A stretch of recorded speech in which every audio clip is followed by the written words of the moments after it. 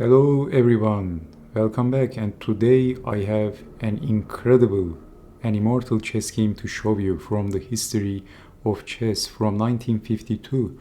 So in this chess game we have the 3 times chess champion of Sweden, Gosta Stoltz. He was the chess champion of Sweden in the years of 1951, 52 and 53, and his opponent was the United States chess champion Herman Steiner with the black pieces. So Steiner was the United States chess champion in 1948. Okay, so he was the representative of the Romantic School of Chess, one of the final representatives of the Romantic School of Chess, which was used by legendary chess players like Paul Morphy, Harry Nelson Pillsbury, and Frank Marshall. So those players also played in the style of romantic chess, especially Paul Morphy. So a very interesting and a very strong chess player. Unfortunately, he died early at the age of 50. So he also popularized chess in his country, in the United States. And I believe he was also the friend of the famous actor Humphrey Bogart. A very interesting player. Anyway, so by the way, Gosta Stoltz was also the Nordic chess champion, a very, very strong chess player. So, okay, let's begin. So this game was played in Stockholm, Sweden in 1952. So Stoltz starts the game with c4, and we have the English opening e5, knight to c3, d6, and then g3. So King's Indian defense, and then f5, bishop to g2, and knight to f6, and then pawn up, bishop to e7, e3, and castling. So knight from g to e2, king to h8, queen to c2, queen over, and b3. And both players are basically mobilizing their forces and fighting for the better position. So knight to c6, and then bishop to a3, e takes on d4, e takes on d4, and white has strong center. So f4, and then we see castling from the queen side. And what can we say about this position for white? Out of the opening, white plays quite energetic. So knight to h5, and then bishop to e4, aiming on h7. So Steiner didn't want that, he's defending. And then knight to d5, activating the knight. That's a nice parking spot for the knight, and also attacking on c7. So defending queen to d8, and then bishop to b2, putting the bishop on the same diagonal with the king. The king is in the line of fire of the bishop, and this doesn't look very safe already for Steiner. So we have f3, holding onto the f pawn, and then knight from e to f4, and white army has mobilized very well, as you can see, and all of the white pieces function, and black has weaknesses on the dark squares. So it's only a matter of time if white pushes the pawn and unleash hell on black. So white has pretty good position. The queen, the bishop battery, and the dark square bishop is aimed at the king. And also the knights combine very well. Bishop to g5, not allowing knight takes knight with pinning. And then here comes boom! Bishop takes on g6. And Stoltz finally launches a rampage attack, an unexpected move maybe for compromising king's safety, and it is risky. So h takes on g6, and then queen takes on g6, and also attacking the knight. So knight to g7, what else? And then h4, he says, come on, take my knight and make my day. Bishop takes on f4, because if bishop to e7, then we have check, king to g8, and then knight to g6, and surviving this in one piece is not going to be easy. You can see that all of white pieces function extremely well, and white pieces, this bishop can also get in. Also the knights combine very well. The queen is very close to the king. Black is not going to survive this. So okay, but it's getting complex. So after h4, this is why we have bishop takes on f4, not allowing queen to h6, and then knight to g6.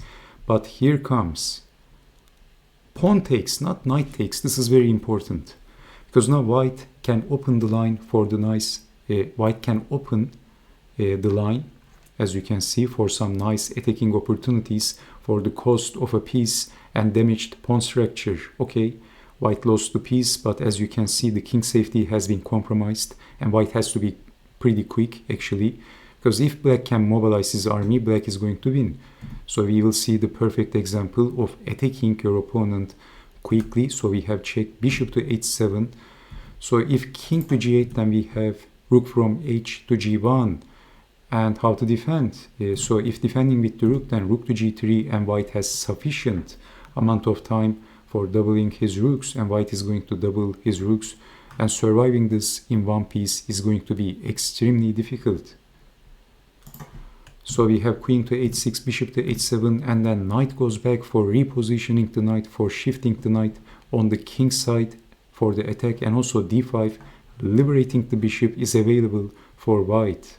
So rook to f6, queen to g5, rook to g6, and Steiner says, come on, let's exchange the queens, attacking the queen. But now white has to be quick with his attack, as he is a piece down for compromising black's king safety. And Stoltz came up with this crazy looking idea, very confident play by him, as if it looks like he has no respect for his opponent. He is not afraid of him. He played d5, exclamation point, and Steiner, maybe he was in shock, maybe with a wide open mouth, he basically captured the queen. So basically in this position, Stoltz says, come on, take my queen and make my day, like Clint Eastwood. So we have rook takes on g5, h takes on g5, okay, this is a crazy looking sacrifice because white has no clear forcing pin. So this was an amazing sacrifice. White has positional compensation with his, as you can see, great attacking position. The open dark diagonal with the bishop, pinning the knight, and now the open line for the rook after h takes, pinning the bishop, looks menacing for the team black. So we have knight to h7, obviously defending g6. So g6 was on the way. And knight to g4, knight joins the party. So the knight is going to get in. Knight to f6 is possible. So queen to c8, attacking the knight. Now here comes a very clever move. Now watch this. Incredibly clever move. Can you see the move? It's not very easy.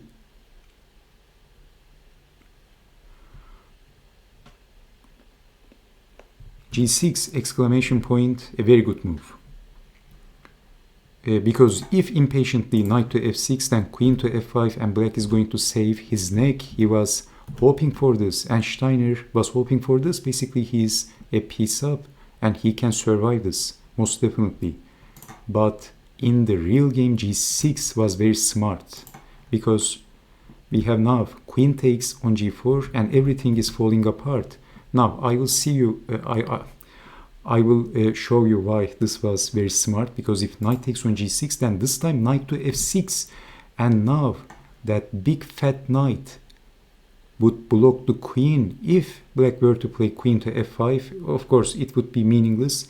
He can't defend the bishop because the knight is blocking the diagonal. This is why g6, exclamation point. And did you see g6? Smart move. So queen takes, but everything is falling apart. Check, check. This is losing by force. Check. King to e8, and black is desperate. So pinning the knight, defending the knight, but the knight is pinned. So queen takes, but then rook takes, check. And here comes bishop to f6, and threatening checkmate in two moves. Rook check, queen back, rook takes, queen checkmate. So desperate move, queen takes on f6. If checking the king, then we have rook back with check, and winning the queen.